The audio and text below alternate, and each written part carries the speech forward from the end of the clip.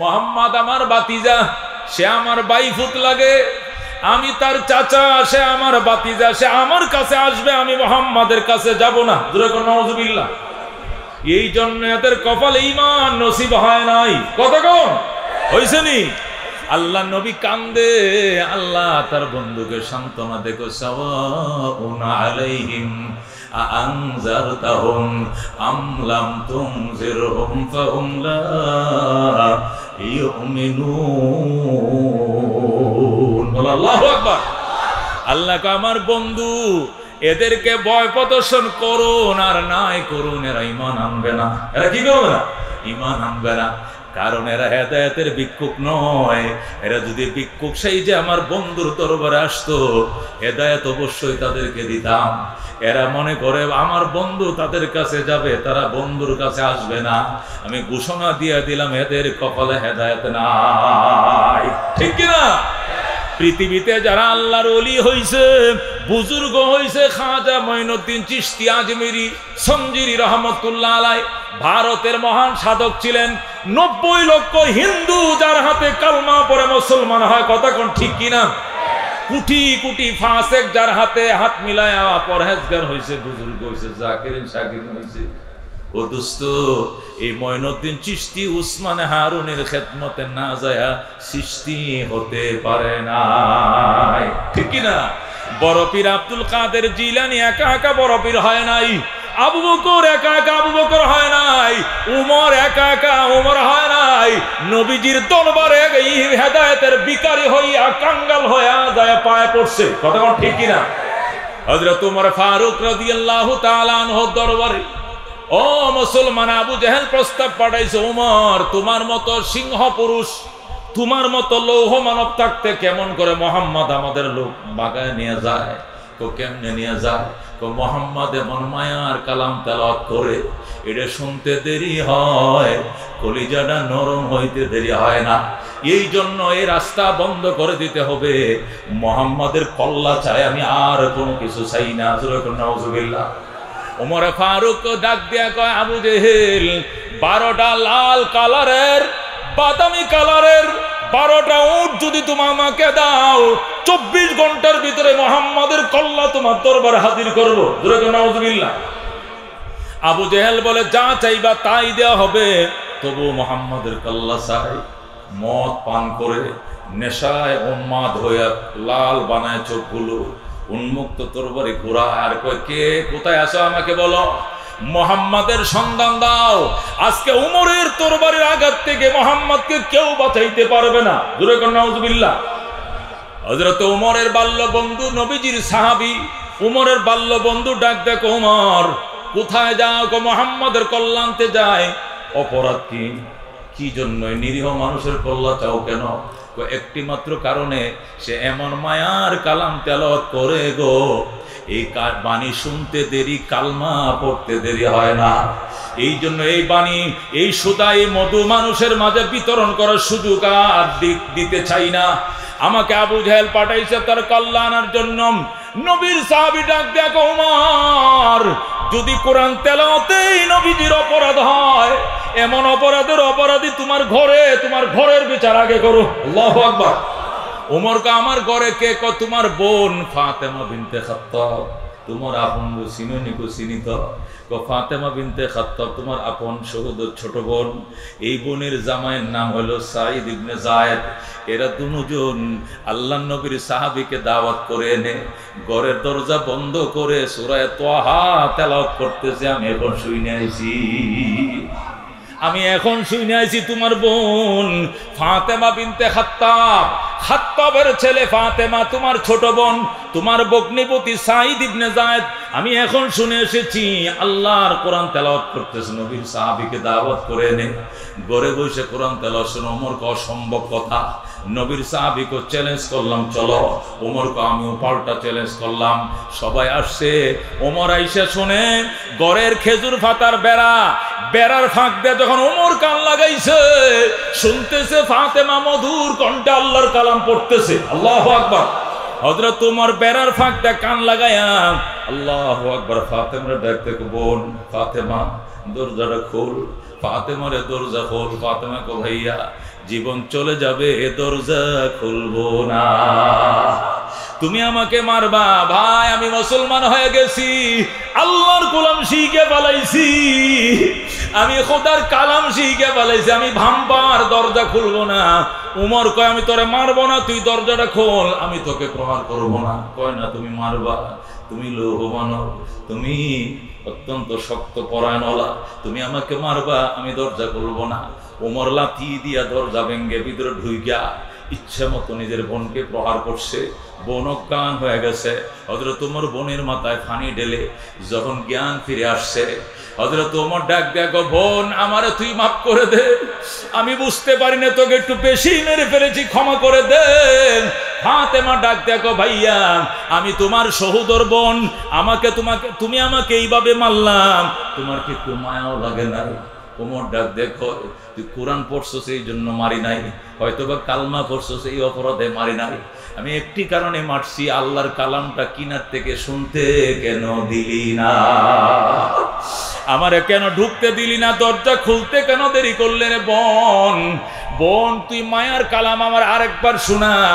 আমার মন চাইছিল বেড়াটা ভেঙ্গে ভিতরে ঢুকি, আমার ভিতর থেকে ম্যাগনেটের মতো আমাকে আকর্ষণ করছিল, আমাকে চুম্বকের মতো আকর্ষণ করছিল আল্লাহর কালাম, আমার আরেকবার শোনা। হযরতে ফাতেমা এখন নির্ভয়ে উঠে বইসা নিজের মুখটা নিজের ভাইয়ের কানের সাথে লাগাইয়া, তাহা মা আনজালনা আলাইকাল কুরআনা লিতাশকা ইল্লা তাযকিরাতাল লিমান ইয়াখশা তানজিলাম মিম্মান খালাকাল আরদা ওয়াস সামাওয়াতিল উলা। আল্লাহু আকবার। হযরতে ফাতেমা নিজের ভাই ওমরের কানে মুখ লাগাইয়া যখন আল্লাহর কোরআন তেলাওয়াত শুরু করে দিল, ওমর সাথে সাথে মোমের মতো নরম হয়, বোন আল্লাহর কালাম তুই আমার আগে শিখা। ফাতেমা ডাক দেখো, ভাইয়া তোমাকে গোসল করতে হবে। সঙ্গে সঙ্গে ওমর গোসল করে এবার আমার কালমা পড়া। আল্লাহু আকবার। ফাতেমা ডাক দেখো, ভাইয়া আজকে 3 দিন পর্যন্ত রহমতুল্লিল আলামিন সাল্লাল্লাহু আলাইহি ওয়াসাল্লাম কাঁদতেছে, খাওয়া নাই, নেওয়া নাই, আল্লাহু আকবার, ঘুম নাই, বিশ্রাম নাই, শুধুমাত্র 2টা কথার জন্য। 1 নম্বর কথা আল্লাহ আবু জেহেল ইবনে হিশাম, 2 নম্বর ওমর ইবনুল খাত্তাব। আল্লাহ আবু জেহেল ও ওমর ইবনুল খাত্তাব, এই 2 জনের একজনকে মুসলমান বানাও, যে কোনো একজনকে কালমা পড়াও, আমি অসহায় নবীর হাত তুমি তো শক্তিশালী বানাও। আল্লাহর হাবিব সাল্লাল্লাহু আলাইহি ওয়াসাল্লাম আজকে 3 দিন পর্যন্ত খানা নাই, শুধু একটাই কথা, আল্লাহ আবু জেহেল ইবনে হিশাম অথবা ওমর ইবনুল খাত্তাব, এই 2 জনের যে কোনো একজনকে কালমা পড়াও, হেদায়েত দাও। আল্লাহ আমি অসহায় নবীর হাতকে শক্তিশালী করো। ভাইয়া রহমাতুল্লিল আলামিনের দোয়া তোমার কপালে কবুল হয়ে গেছে। চলো আল্লাহর হাবিব দরবারে যাই। রহমাতুল্লিল আলামিন সাল্লাল্লাহু আলাইহি সাল্লাম কোথায় রে ফাতেমা? আল্লাহর হাবিব হযরতে হামজার ঘরে। আল্লাহু আকবার। হযরত উমরের আগে আরো 38 জন মুসলমান হয়েছে। কয়জন? 38 জন, 39 জন মুসলমান হয়ে গেছে। উমর হবেন 40তম মুসলমান। আরো 39 জন সাহাবায়ে কেরাম আল্লাহর হাবিব সাল্লাল্লাহু আলাইহি সাল্লামকে মানব ডালের মতো ঘেরাও দিয়ে বসে রয়েছে। 39 জন সাহাবী চারপাশে ঘেরাও দেওয়া। দরজার মধ্যে হযরতে আমির হামজা তরবারি নিয়ে দাঁড়াইছে। ইতিমধ্যে ওমর তার বোন ফাতেমাকে নেগে ইটে হাজির। তো আমাকে একটু ভিতরে ঢুকতে হবে, নবীর সাথে সাক্ষাৎ করতে হবে। হামজা ডাক দেখ, ওমর নিজেকেই শুধু লৌহ মানব মনে করিও না, নিজেকেই শক্তিশালী মনে করিও না। ওমর হয়তো তুমি জানো না, আমি নবীর আপন চাচা হামজা ইতিমধ্যেই মুসলমান হয়ে গেছি। আমি হামজা কিন্তু মুসলমান হয়ে গেছে। ওমর খবরদার, হামজাকে হত্যা না করে, শহীদ না করে সামনে তোরা গাইতে দিব না। খবরদার সামনে বাড়ার চেষ্টা করিস না। আল্লাহর হাবিব ভিতর থেকে ঘটনা শুনতেছে, ডাক দেয়া কয়, দরজার মধ্যে কিসের হইছই? সাহাবায়ে কেরাম বলে, বহু মানব ওমর। ওমর আসতে চায়, ঢুকতে চায়, হযরতে হামজা রুখে দাঁড়াইছে, ঢুকতে দেয় না। নবী ডাক দেখ, আসতে দাও। ওমরের কপালে ঈমানের নূর চমকাইতেছে, আমি এখান থেকে দেখতে পাই। ওমরকে আসতে দাও। ওমরের কপালে ঈমানের নূর দেখা যায়, বাধা দিও না। হযরত ওমরের জন্য সাহাবায়ে কেরাম রাস্তা ক্লিয়ার করে দিলেন। আল্লাহু আকবার। হযরত ওমর ফারুক রাদিয়াল্লাহু তাআলা আল্লাহর হাবিবের সামনে চলে আসলেন। আল্লাহর নবী সাল্লাল্লাহু আলাইহি ওয়াসাল্লামের চেহারার দিকে তাকাই রইলেন। আল্লাহর হাবিব বসো বাবা। হুজুর আমারে বসতে কইেন না, আমি মন ভরে আপনার নুরানি চেহারাটা দেখে লই। আল্লাহর হাবিব ডাক দেয়া, ওমর আজকে 3 দিন পর্যন্ত খাওয়া নাই, নাওয়া নাই, বিশ্রাম নাই, গোসল নাই, আয় খানা খাবো। ওমর কইয়া, রাসূলুল্লাহ ইয়া হাবিবাল্লাহ, কি জন্য আপনি 3 দিন পর্যন্ত খানা খান না? কে আপনাকে গালি দিয়েছে? কে আপনাকে অপমান করেছে, অপদস্থ করছে? যে তরবারি দিয়ে আপনার মাথা কাটতে এসেছিলাম, ওই তরবারি দিয়ে আপনার দুশমনদের কল্লা কেটে দিব। আপনার নামের তালিকা দেন আমাকে। আল্লাহু আকবার। নবী ডাক দেয়া, ওমর মাথা কাইটে ইসলাম প্রতিষ্ঠা করা যাবে না, মাথা কাটার মাধ্যমে সমাধান নয়। ধৈর্য ধারণ করো ওমর, আসো আমার সঙ্গে খানা খাও। ওমর কইয়া, রাসূলুল্লাহ ইয়া হাবিবাল্লাহ, আমি একটু বাইতুল্লাহ তওয়াফ করার পরে খানা খাইতে হবে, এর আগে নয়। ঠিক আছে যাও, তরবারি রাইখা যাও। ওমর কওজোর অসুবিধা নাই, তরবারিটা কোমরের কুশার মাঝে এইভাবে ঢুকায়া দিয়া ওমর আল্লাহর ঘর তওয়াফ করে। আল্লাহু আকবার। আর মক্কার বেঈমানদেরকে ডাক দেয়া, করে মক্কার বেঈমানেরা পরিষ্কার শুনে রাখো, আমাকে নবীর মাথা কল্লা কাটতে পাঠাইছিলাম, নবীজির কল্লা কাটতে গিয়েছিলাম, কল্লা না কেটে কালমা নিয়ে হাজির হয়ে গেছি। আমি কল্লা কাটি নাই, আমি কালমা গ্রহণ করেছি। আসো আজকের থেকে ইসলাম ওপেন করে দিলাম। আল্লাহু আকবার। এতদিন ইসলাম গোপন ছিল, মুসলমান নিজের পরিচয়টুকু গোপন রাখতাম, আজকে থেকে ইসলাম ওপেন করে দিলাম। আজকের থেকে যদি কোনো মুসলমানদের উপরে আক্রমণ করার দুঃসাহস দেখাও, তাহলে মায়ের থেকে বিদায় নিয়ে আইসো। তোমার মা সন্তান হারা হওয়ার সম্ভাবনা আছে। বেগম থেকে বিদায় নিয়ে আইসো, তোমার বেগম বিধবা হওয়ার সম্ভাবনা আছে। সন্তান থেকে বিদায় নিয়ে আইসো, তোমার সন্তান এতিম হওয়ার সম্ভাবনা আছে। আজকে থেকে ইসলাম ওপেন করে দিলাম, ইসলাম আর গোপন থাকবে না। আল্লাহু আকবার। ও মুসলমান, হযরত ওমর ফারুক রাদিয়াল্লাহু তাআলা আনহু আল্লাহর হাবিবের দরবারে আসছে, একটু দেরিতে আসছে, এই জন্য ওমর 40তম মুসলমান। আর আবু বকর প্রথম দিনে আসছে, সর্বপ্রথম আসছে, এই জন্য আবু বকর 1 নম্বরে মুসলমান। কথা কোন ঠিক কিনা? আল্লাহর কোরআন এটা ডাইরেক্ট সোদা, এটা মধু, এটা জাদু। আবু জেহেল ওমর কেন মুসলমান হলো? কাফেরদের ভিতরে বেঈমানদের পাড়ার মাঝে কম্পন তৈরি হয়ে গেল। আবু জেহেল, উতবা, সাইবা 3 সদস্য বিশিষ্ট কমিটি গঠন করা হলো, আহ্বায়ক কমিটি। কি কারণে ওমর কালমা পড়তে পারে? পাঠাইলাম কল্লা আনার জন্য, সে নিয়ে আসলো কলমা। পাঠাইলাম আনতে কাল্লা, নিয়ে আইলো কালমা। ঘটনাটা কি? 3 সদস্য বিশিষ্ট কমিটি গঠন করা হলো। আহ্বায়ক হলো আবু জেহেল, এরপরে সহকারী আহ্বায়ক হলো উতবা, এর সদস্য সচিব হলো সাইবা। তারা 3 জন কমিটি গঠন করে গেছে। রাত্রিবেলায় নবীজির বেড়ার পিছন দিয়ে দাঁড়ায়াম, আল্লাহ নবী তেলাওয়াত শুনে আবু জেহেলের চোখের পানি দিয়ে বুক বাসায়, উতবা সাইবা চোখের পানি দিয়ে জামা কাপড় ভেজায়। যখন ফজরের টাইম হয়ে গেছে, আল্লাহর হাবিব হয়তো নামাজে যাবেন, হেরেম শরীফে যাবেন, মুসলমানরা ঘুম থেকে উঠে যাবে, বুঝতে যেন না পারে। এই জন্য তদন্ত কমিটি পাহাড়ের গুহার সিপাই যায় বসছে। বৈশাখ বস কি পাইলেন? 3 জন যে তদন্তের জন্য দায়িত্ব নিয়েছিলাম, ওমর কি কারণে মুসলমান হয়, কি পাইলেন? আবু জেহেলকে দেখছস নি, আমার জামা কাপড় সব চোখের পানিতে ভিজে গেছে। মোহাম্মদ যখন আল্লাহর বাণী তেলাওয়াত করতেছিল, কোরআনের ভিতরে এত মায়া, কোরআনের ভিতরে এত সুদা, কোরআনের ভিতরে এত মধু, আমি আবু জেহেলের মন চাইছিল লাথি মেরে বেড়াটা ভেঙ্গে নবীর কদমে পড়ে উমরের মতো মুসলমান হয়ে যায়। সাইবা, তোর কাছে কেমন লেগেছে? কয়ে কি অবস্থা? এ উতবা, তোর কাছে কেমন লাগছে? কয়ে কি অবস্থা? খবরদার মক্কার কাউকে বলিস না, আজকে থেকে সংসদে বিল পাস করতে হবে, আল্লাহর কোরআন শোনা দণ্ডনীয় অপরাধ। এই বলে তারা সংসদ থেকে বিল পাস করে দিল। তারা সংসদ থেকে প্রজ্ঞাপন জারি করে দিল, ওয়াকাল আল্লাযীনা কাফারু লা তাসমাউ লিহাদাল কোরআন ওয়ালগাউ ফীহি লাআল্লাকুম তাগলিবুন। আল্লাহু আকবার। কাফেররা সিদ্ধান্ত, প্রজ্ঞাপন জারি করে দিল, আর বলল আজকের থেকে মুহাম্মাদের কালাম কোরআন শোনা যাবে না। যদি মুহাম্মাদের কোরআন শ্রবণ থেকে বিরত থাকতে পারো, তাহলেই শুধু বিজয় লাভ করবা। আল্লাহর কোরআনের ভিতরে তো মায়া এত সুদারে, এই কালাম শুনলে বাপদাদার ধর্ম ঠিকান যাবে না। আল্লাহু আকবার। এ দোস্ত, এই কোরআন নবীর গায়ে লাগছে, নবী শ্রেষ্ঠ নবী হয়ে গেছে। এই কোরআন মক্কায় নাজিল হয়েছে, মক্কা শ্রেষ্ঠ ভূমি হয়ে গেছে। এই কোরআনওয়ালা নবী মদিনায় গেছে, শ্রেষ্ঠ ভূমি মদিনা হয়ে গিয়েছে।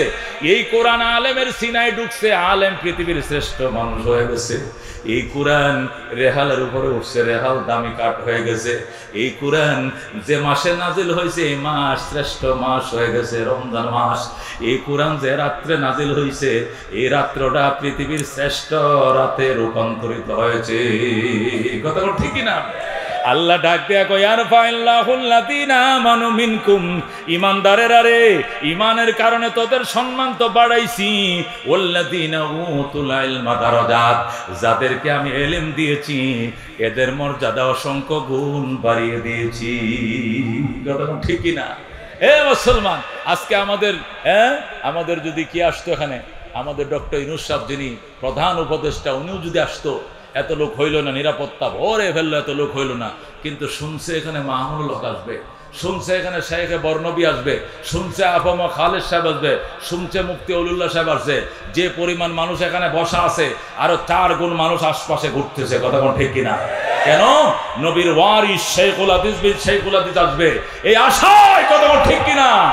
আমি শাইখুল ইসলাম আহমদ শফী সাহেব রাহমাতুল্লাহ আলাইহির কাছে সময় দিতাম, পাশে বসতাম, মাঝে মাঝে পেয়ালা লাগায় দিতাম, সুযোগ পাইলে একটু খেদমত করতাম।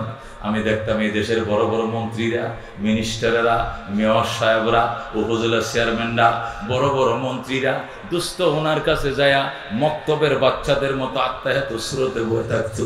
হুজুর বলতো, অনর কিল্লে শুনতে দে, সিটেঙ্গে বাসা, আমনের পরিচয় কি? কিল্লে শুনতে। হুজুর, আমি স্বরাষ্ট্রমন্ত্রী আসাদুজ্জামান কামাল সাহেব, আমি পররাষ্ট্রমন্ত্রী, আমি অমুক, আমি চট্টগ্রামের জেলা প্রশাসক আব্দুল সালাম সাহেব।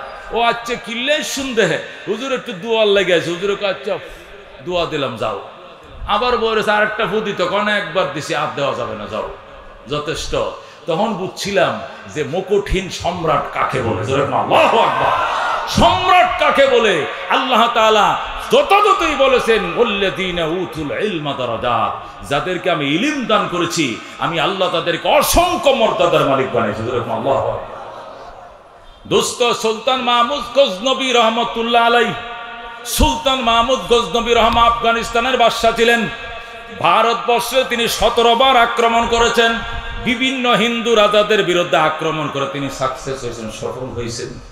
এরকম একটা মুসলমান বাদশা, প্রভাবশালী বাদশা সুলতান মাহমুদ গজনবী রহমতুল্লাহ আলাইহি লেখেন, পৌষ মাসের শীতের মধ্যে আমি খান্দাহার থেকে কাবুলের দিকে রওনা করছি।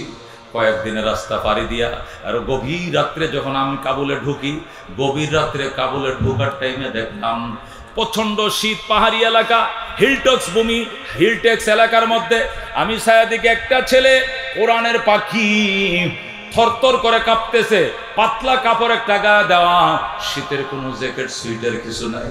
ছেলেটা রাস্তার কিনারে বৈশা, পৌরসভার লাইট, এই লাইটের নিচে বৈশা আল্লাহর কোরআন তেলাওয়াত করতেছে। আল্লাহু আকবার। সুলতান মাহমুদ গজনবী বলেন, আমার পিছনে মন্ত্রী পরিষদের লাইন, সবাই ঘোড়ায় সওয়ার, মন্ত্রী পরিষদের লাইন ছিল। আমি লাফ দিয়ে গোড়া থেকে নামলাম, নাইমে ছেলেটাকে টান দিয়ে উঠাইলাম। কিরে ছেলে, তোমার কি নাম? কয় আব্দুর রহমান। বাড়ি? কই ওই পাশের গ্রামে।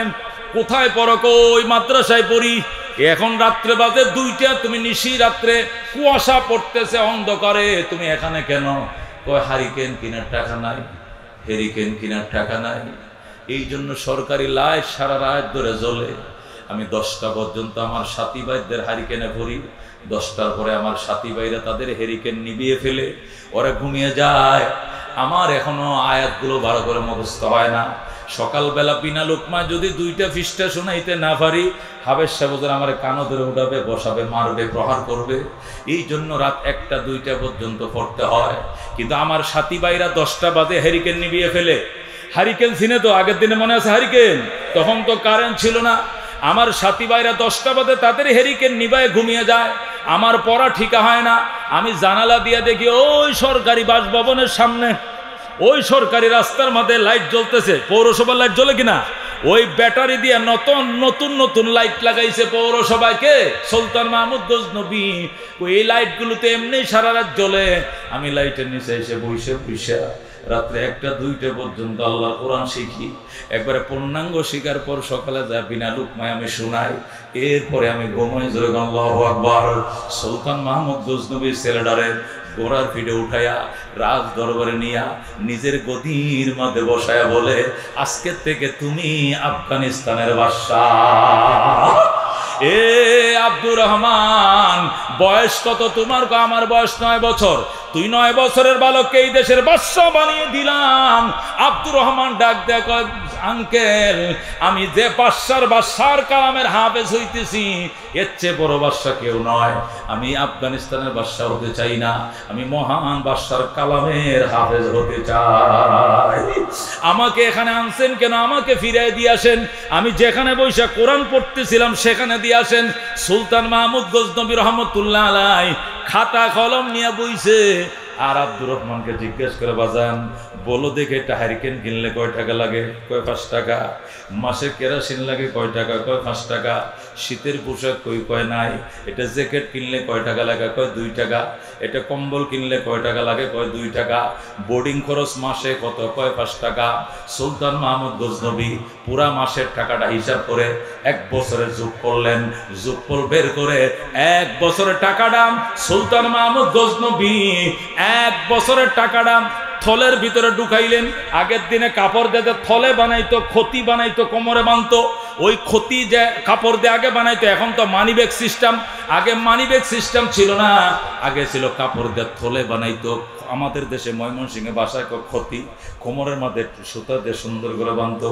এই ক্ষতির ভিতরে 1 বছরের টাকাটা সুলতান মাহমুদ গজনবী রহমতুল্লাহ ঢুকাইছে। ঢুকাইয়া আব্দুর রহমানের কোমরের মধ্যে বাঁধছে। বাইদিয়া উজিরকে কয়, উজির রে, ছেলেটাকে যেখান থেকে উঠাই আনছিলা ওই জায়গায় আবার পৌঁছায় দিয়ে আসো। সুলতান মাহমুদ গজনবী কয়, বাবা 1 বছরের খরচ দেওয়া আছে, কালকেই বাজারে দেয় হারিকেন কিনবা, কেরাসিন ঢুকাইবা, নিজের হারিকেনে সারা রাত পড়বা, টাকা পুড়িয়ে গেলে আবার আসবা, আবার টাকা দেবা। সুইটার কিনে নিবা, জ্যাকেট কিনে নিবা, কম্বল কিনে নিবা, বোর্ডিং এর খরচ দিবা। আমি আমার ব্যক্তিগত ফান্ড থেকে তোমার সমস্ত খরচ বহন করব। যতদিন পর্যন্ত হাফেজ না হইবা, এতদিন পর্যন্ত তোমার খরচ বহন করার দায়িত্ব সুলতান মাহমুদ নিলাম। আল্লাহু আকবার। সুলতান মাহমুদ গজনবী ছেলেটাকে গোড়ার ফিটে উঠাইয়া দিয়া উজিরকে বলছে, উজির ছেলেটাকে তার মাদ্রাসায় পৌঁছাইয়া দিয়ে আসবে। ছেলেটা যাওয়ার টাইমে সুলতান মাহমুদ ডাক দিয়ে কয়, এ বাবা আব্দুর রহমান, একটু দাঁড়াও, তোমার কাছে আমি 2টা জিনিস বলি। বাজান রে, আমি 2টা বিষয় নিয়ে আজকে 12 বছর পর্যন্ত কাঁদতেছি, 2টা আশা নিয়ে। আল্লাহ আমার একটা আশাও পূরণ করে নাই। তুই দোয়া করিস রে বাবা, আল্লাহ যেন আমার মনের 2 আশা পূরণ করে দেয়। আব্দুর রহমান ডাক দেয়, কয়, আঙ্কেল আপনার মনের কি কি আশা, যে আশা নিয়ে 12 বছর পর্যন্ত কাঁদতেছেন, কি আশা বলেন? 1 নম্বর আশা, আমি আল্লাহ নবীকে স্বপ্ন দেখার জন্য আজকে 12 বছর পর্যন্ত কান্দি। আমি আলাদা বিছানা ঘুমাই, পবিত্র বিছানায় ঘুমাই, নফল নামাজ পড়ে শুই, দুরূদ শরীফ পড়ে শুই, সাদাকা করে শুই, তারপরেও নবীকে স্বপ্ন দেখার ভাগ্য আমার হয় নাই। 12 বছর হয়ে গেল। এটা আমার 1 নম্বর আশা। 2 নম্বর আশা, পৃথিবীতে ভালো মানুষ পাই না, আমি যদি ভালো মানুষ পাইতাম তার জুতাগুলো সোজা করতাম, খেদমত করতাম, জামা কাপড় ধুয়ে দিতাম, আদর করে 2 বেলা আপ্যায়ন করতাম, খাওয়াইতাম। কিন্তু ভালো মানুষ তো দুনিয়াতে পাই না। তুমি দোয়া করিও রে আব্দুর রহমান, আল্লাহ যেন আমার 2টা আশাই পূরণ করে দেয়। আল্লাহু আকবার। 1 নম্বর আশা, আল্লাহ যেন আমাকে নবীজির সাথে স্বপ্ন যুগে সাক্ষাৎ করায় দেয়। 2 নম্বরে ভালো মানুষের সাথে আমার যেন সাক্ষাৎ করায় দেয়। ছেলেটা কয়, ঠিক আছে আঙ্কেল, আপনি ঘুমায় পড়েন, আল্লাহ আপনার 2 আশাই পূরণ করবে ইনশাআল্লাহ। আল্লাহু আকবার। ছেলেটার কোমরের মধ্যে টাকার ক্ষতি বেঁধে দিয়া আব্দুর রহমানকে বিদায় করে দিছে। উজির ঘোড়ার উপরে উঠাইয়া মাদ্রাসায় পৌঁছাইয়া দিছে। সুলতান মাহমুদ গজনবী ঘুমায় পড়ছে। ছেলেটা উজু বানায়া 2 রাকাত নামাজ পড়ে হাকিমুল উম্মত মুজাদ্দিদে মিল্লাত শাহ আশরাফ আলী থানভী রাহমাতুল্লাহ আলাইহি লেখেন, ছেলেটা ওযু বানায়া 2 রাকাত নামাজ পড়ে আল্লাহর দরবারে কান্দে, মাবুদ জীবনে বড় স্বপ্ন ছিল একটা হারিকেনের মালিক হব, আমি এতিম গো বাবা নাই, আমি হারিকেন কেনার পয়সা নাই, একটা জ্যাকেট কেনার পয়সা আমার ছিল না। সুলতান মাহমুদ গজনবী আমার মনের আশা পূরণ করেছে আল্লাহ, যিনি আমার দীর্ঘদিনের আশা পূরণ করেছে, ওনারও নাকি 12 বছর পর্যন্ত 2টা আশা একটাও পূরণ হয় না। আল্লাহ আমি এতিম সুলতান মাহমুদ গজনবী তোমার দরবারে দোয়া করি, আল্লাহ তুমিও তার মনের আশা পূরণ করে দাও। আল্লাহ আল্লামা কারি তৈয়ব সাহেব রহমতুল্লাহ খুতবাতে হাকিমুল ইসলামের মধ্যে লেখে, ছেলেটা যখন ওই দিক দিয়ে মুনাজাত শুরু করছে, সুলতান মাহমুদ গজনবীর চোখ শুধু লাগছে ঘুমাইছে, হঠাৎ করে স্বপ্নের ঘরে দেখে রহমতুল লিল আলামিন সাল্লাল্লাহু আলাইহি সাল্লাম তার চোখের সামনে হাজির। সুলতান মাহমুদ গজনবী শুইছে, শুধু চোখটি লাগছে, স্বপ্ন দেখে আল্লাহর হাবিব তার সামনে হাজির। আল্লাহু আকবার। সুলতান মাহমুদ গজনবী নবীকে দেখার জন্য 12 বছর পর্যন্ত কান্দে, কিন্তু দেখার ভাগ্য হয় না। আজকে নবীজির সামনে সুলতান মাহমুদ গজনবী নবীর সালাম জানায়, আসসালাতু ওয়াসসালামু আলাইকা ইয়া রাসূলুল্লাহ, আসসালাতু ওয়াসসালামু আলাইকা হাবিবাল্লাহ। ওগো রাহমাতুল লিল আলামিন, আজকে 12 বছর পর্যন্ত আপনাকে এক নজর স্বপ্নে দেখার জন্য আমি এমন কোন সাধনা নাই যা আমি করি নাই, কেন গো আপনি দেখা দিলেন না? আজকে কি মনে করে আপনি দেখা দিলেন? নবী কয় বলা যাবে না, কয় বলেন, কয় বলা যাবে না, কয় ঠিক আছে যদি না বলেন আলহামদুলিল্লাহ, শুকর আল্লাহ আপনারা দেখাইছে, 2 নম্বর আশাটা আপনি পূরণ করে দিয়ে যান। নবী বলে তোর আর কি আশা? 2 নম্বর আশা? কয় ভালো মানুষ তো দুনিয়াতে পাইলাম না, যদি ভালো মানুষ পাইতাম তাহলে জুতা সোজা করতাম, ভালো মানুষ পাইতাম আদর করতাম, যত্ন করতাম, আপ্যায়ন করতাম। আল্লাহু আকবার।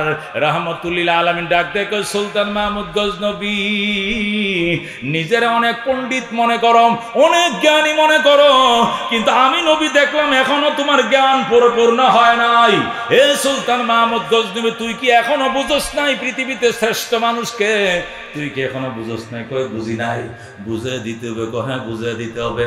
ওরে সুলতান মাহমুদ গজনবী 12 বছর পর্যন্ত রহমতুল লিল আলামিনকে দেখার জন্য কান্দ, কিন্তু দেখার ভাগ্য হয় নাই। আজকে ভালো মানুষের খেদমত করেছ, আজকে কোরআনের পাখির খেদমত করেছ, কোরআনের পাখির জন্য হারিকেন কিনে দিলাম, কেরোসিন কেনার পয়সা দিলাম, এতিমের কম্বল কাতা কেনার পয়সা দিলাম, আর এতিম যখন হাতটা বাড়াইছে আমি নবী মদিনায় টিকতে পারি না। আল্লাহু আকবার। এ সুলতান মাহমুদ গজনবী নিজেরা অনেক বড় জ্ঞানী মনে করো, তোমার জ্ঞান এখনো পূর্ণ হয় নাই, তুমি এখনো জানো না। এরে পাগল, পৃথিবীর শ্রেষ্ঠ মানুষ কাজ করে তুই গেছিস না? তুই কি নবীর হাদিস পড়স নাই? আমি তো 1000 বছর আগে দুনিয়াতে বইলে আইছি, খাইরুকুম মান তাআল্লামাল কুরআনা ওয়া আল্লামা, তোমাদের মধ্যে সর্বশ্রেষ্ঠ ওই ব্যক্তি যিনি নিজে কোরআন শিখে অন্যকে শেখায়। আল্লাহু আকবার। তুই আজকে 12 বছর পর্যন্ত ভালো মানুষ পাও না, খেদমত করতে পারো না, এ দুষ্ট, তোর কি জ্ঞান হয় না? আল্লাহ তোর জ্ঞান দেয় নাই। আমি নবী তো 1000 বছর আগেই বইলে আসছি, পৃথিবীর শ্রেষ্ঠ মানুষ ওরা যারা নিজে কোরআন শিখে অন্যকে শেখায়। সুলতান মাহমুদ গজনবী 12 বছর পর্যন্ত কান্দ আমাকে দেখার জন্য, আমি দেখা দেই না, কিন্তু আজকে আমার এতিম উম্মতের খেদমত করছো, হারিকেন কেনার টাকা দিছো, কেরোসিন কেনার টাকা দিছো, আর দোয়া চাইছো। যেই মাত্র ছেলেটা যাইয়া ওযু বানায়া 2 রাকাত নামাজ পড়ে হাত বাড়ায় দিছে, আমি নবী মদিনায় টিকতে পারি নাই। আল্লাহ কো যা দুষ্ট যা, সুলতান মাহমুদ রে দেখা দে। আল্লাহু আকবার।